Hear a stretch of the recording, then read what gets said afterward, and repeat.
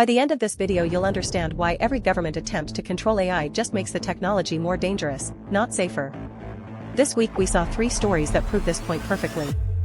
Microsoft launched an AI sandbox that supposedly contains dangerous agents. Pinterest CTO claims they gutted a frontier model and saved 90% on costs. And researchers proved Claude can exploit vulnerabilities faster than your IT team patches them. Let's get into it.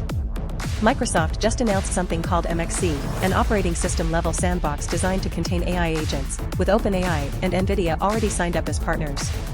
According to the newsletter, this story is 62% real, meaning there are serious gaps in what we actually know.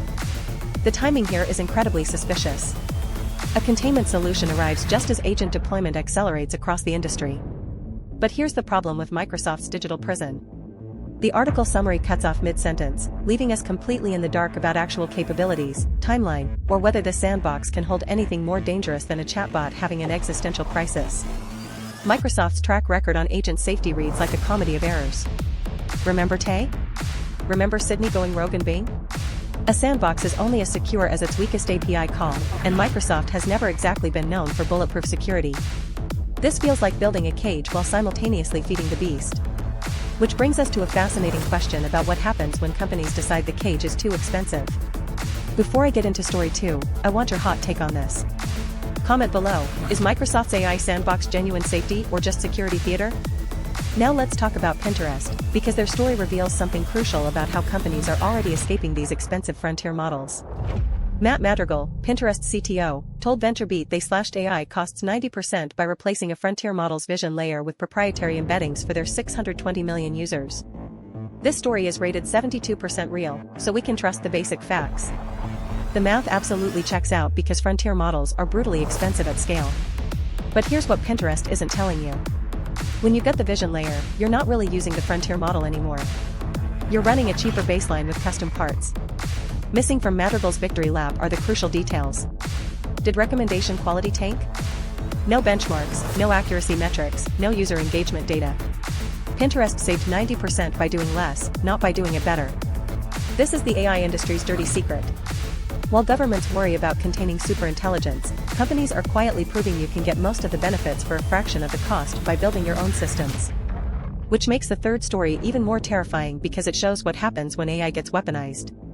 University of Illinois researchers gave GPT 4 CVE descriptions and watched it exploit 87% of vulnerabilities in their test set. This story is rated 68% real, so we need to be careful about the claims. The research is real, peer-reviewed work, and the problem is absolutely genuine. AI can weaponize known vulnerabilities faster than enterprises patch them. But the devil's in the details that conveniently got left out. The sample size was just 15 curated vulnerabilities.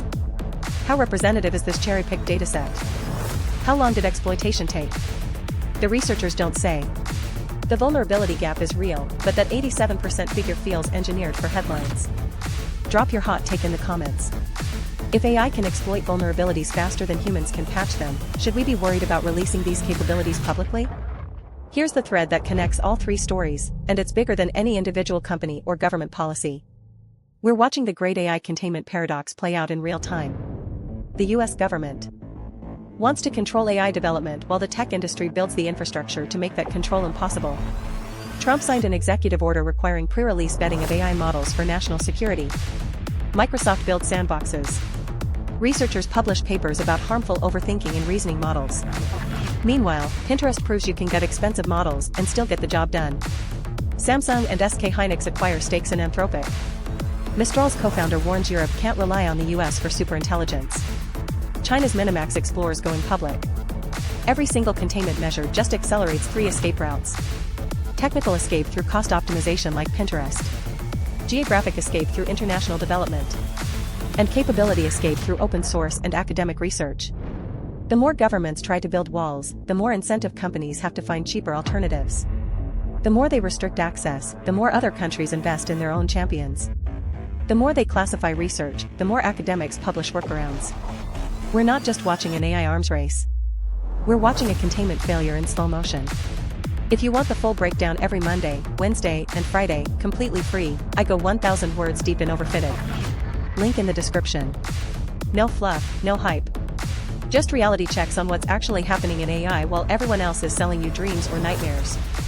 If you found this useful, hit subscribe so you don't miss next week when I cover whether the AI bubble is finally starting to pop.